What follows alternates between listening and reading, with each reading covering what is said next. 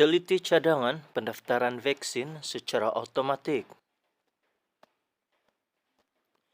Kerajaan akan menambah baik program imunisasi COVID-19 kebangsaan PICK dari semasa ke semasa, termasuk melihat cadangan pendaftaran secara otomatik bagi memastikan seramai mungkin rakyat divaksin dan tiada siapa yang akan tertinggal. Perdana Menteri Tan Sri Muhyiddin Yassin mengakui masih terdapat kelemahan yang perlu diperbaiki, namun kerajaan komited dan terus berusaha sebaik mungkin bagi memastikan program vaksinasi berjalan dengan lancar serta teratur. Sebagai kerajaan yang prihatin, kita sentiasa mendengar keluhan dan maklum balas rakyat dan akan sentiasa meningkatkan keupayaan dari segi perancangan kapasiti dan tenaga kerja bagi mencapai objektif utama sasaran yaitu imuniti berkelompok. Katanya dalam perutusan mengenai perkembangan PIK menerusi Facebook hari ini.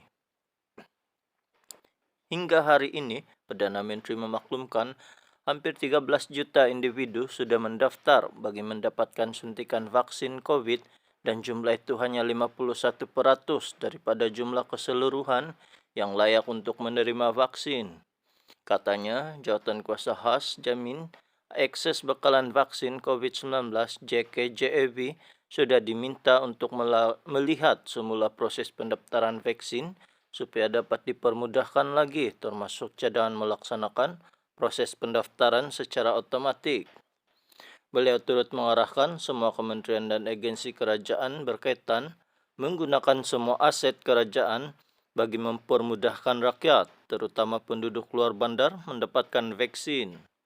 Saya mendengar keluhan dari penduduk di kampung dan pedalaman, terutama warga emas yang sukar untuk membuat pendaftaran dan menerima vaksin. Saya juga mengambil maklum mengenai keresahan ramai yang masih belum menerima tarik janji temu vaksin masing-masing. Justru saya mengarahkan JKJAV untuk memastikan mereka yang sudah mendaftar melalui semua platform mendapat tarik janji temu secepat mungkin. Selain itu, Perdana Menteri berkata, lebih 280 pusat pemberian vaksin PPV sedang beroperasi di seluruh negara dan lebih 300 PPV lagi dijangka dibuka secepat mungkin. Sebanyak 150 klinik kesihatan, KKM, Dewan Awam dan Universiti serta kompleks sukan dan stadium tertutup beroperasi.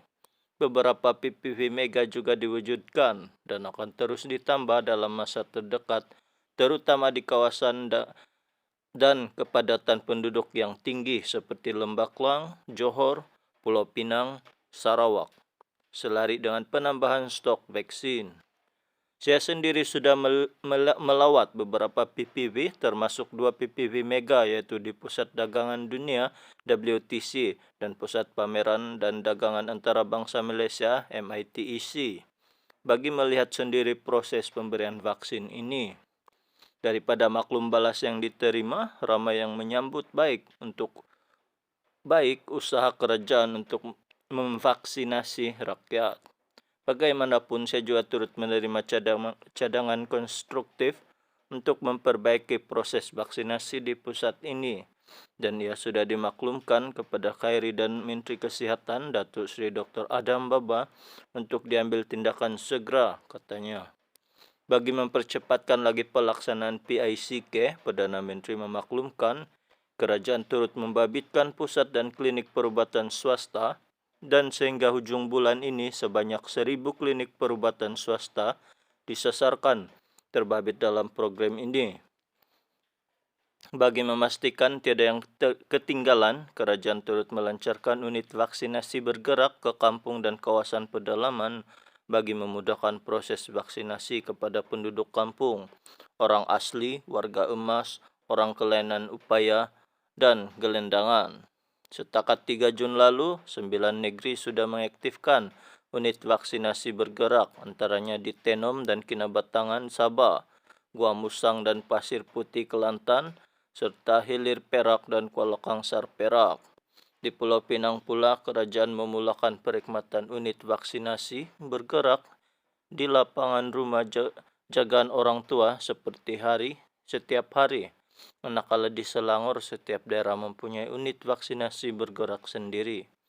Perdana Menteri memaklumkan kerajaan turut membuka PPV khas bagi golongan OKU seperti di Persatuan bagi orang buta Malaysia di Brickville bersama Kementerian Pembangunan Wanita dan Masyarakat.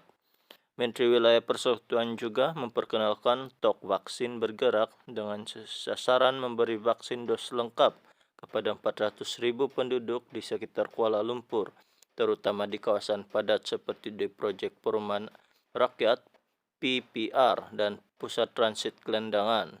Peningkatan kapasiti ini diharapkan mampu memberi vaksin kepada lebih ramai penduduk. Seterusnya mempercepatkan usaha kita untuk mencapai sasaran yang ditetapkan, katanya. Pada masa yang sama, beliau menyeru rakyat untuk tampil sebagai sukarelawan bagi membantu melancarkan proses pemberian vaksin. Golongan belia dan badan bukan kerajaan (NGO) dialu-alukan untuk menyumbang tenaga serta masa bagi menjayakan program vaksinasi terbesar dalam sejarah negara, katanya.